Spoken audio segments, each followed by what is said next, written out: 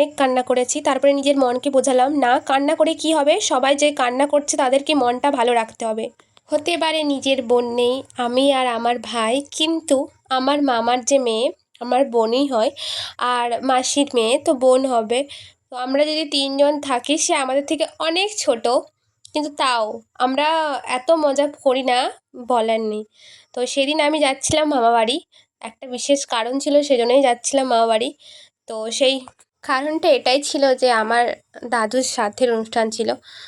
সবাইকে নিমন্ত্রণ করা হয়েছিল, সবাই আসছিল, সবার মন খারাপ ছিল। তার মধ্যে আমরা একটু সবাইকে হাসানোর চেষ্টা করছিলাম। দেখো, যে চলে গেছে সে তো আর ফিরে আসবে না, সে ভালো হয়েছে চলে গেছে, সে কষ্ট পাচ্ছিল অনেক, তো মনটা খারাপ লাগবে যে না আর দাদু বলে কাউকে হয়তো ডাকতে পারবো না কখনো।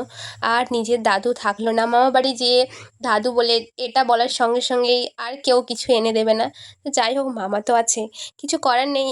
ভগবান যার যখন যতদিন আয়ু দিয়েছে সে ততদিনেই থাকবে।